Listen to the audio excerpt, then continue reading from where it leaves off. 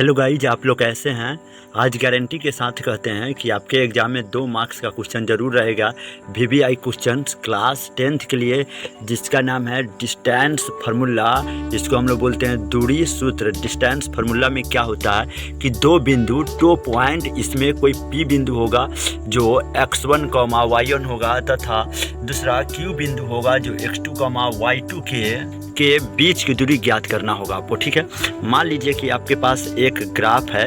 इस ग्राफ में x dash रेखा है, क्षैतिज रेखा है, ये आपका ऊर्ध्वाधर रेखा है, y और y डैश है। ठीक है, इसके एक तल के धनात्मक पॉजिटिव प्लेन में, मतलब कि फर्स्ट क्वाड्रेंट में P बिंदु है और Q बिंदु है। P बिंदु में x1, y1 है और Q बिंदु में x2, y2 है। एक दूसरे को कनेक्टेड करने पर, मतलब मिलाने पर हमें कुछ लाइन प्राप्त होती है। इसके बीच के दूरी को हम लोग दूरी डिस्टेंस कहते हैं। आइए तो इस दोनों को डिस्टेंस निकालने के लिए आपको क्या करना होगा, तो सुनिए। इस x अक्ष के समांतर रेखा आपका जो हो गया x1, x2 के वैल्यू हो गया, और फिर ये जो खड़ी वाला जो लाइन दिखाई दे रहा है, चाहिए विकर्ण जैसा, डायगोनल जैसे दिखाई दे रहा है, जो y के समांतर है, तो हम लोग बोलेंगे y1, y2 है। तो इसके बीच आइए फार्मूला देखते हैं।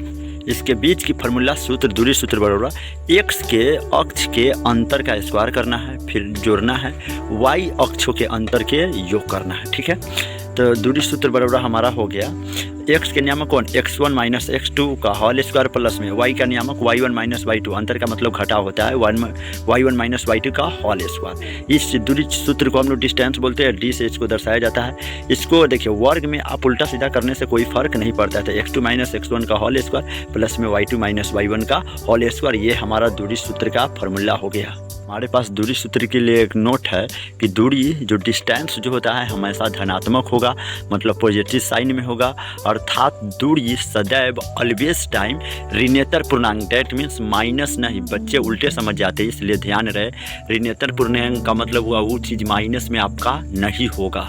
अगली पॉइंट है, दूरी हमेशा धनात्मक वर्गमूल, मतलब जो डिस्टेंस जो होता है, तो वर्गमूल में एक प्लस साइन होता है, एक माइनस साइन होता है। रूट से बाहर निकलेगा तो एक प्लस में और एक माइनस में, जैसे कि यहाँ पे रूट अंदर 4 है तो इससे निकलेगा तो प्लस माइनस 2 होगा। तो माइनस को नहीं लेना है बल्कि प्लस को लेते हैं और धनात्मक मान देते हैं। और इस चिन्ह को जरा आपको इस चीज़ में, क्योंकि कन्फ्यूजन रहता है बच्चों के कि माइनस गुने माइनस प्लस होगा, याद रखिएगा प्लस गुने प्लस प्लस होगा।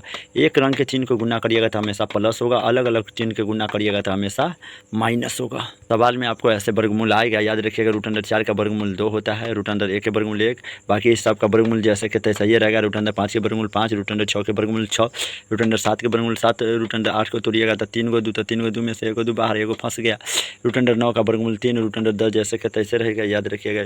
ये सब आपको आना ही चाहिए। रूट अंडर 25 का वर्गमूल 5, रूट अंडर 36 का वर्गमूल 6, रूट अंडर 49 का वर्गमूल 7, रूट अंडर 64 का वर्गमूल 8, रूट अंडर 81 का वर्गमूल 9, रूट अंडर 100 का वर्गमूल 10। इसी प्रकार ये पूरा याद होना चाहिए, बल्कि बाद में आपको इस सवाल का कंसेप्ट बताया जाए।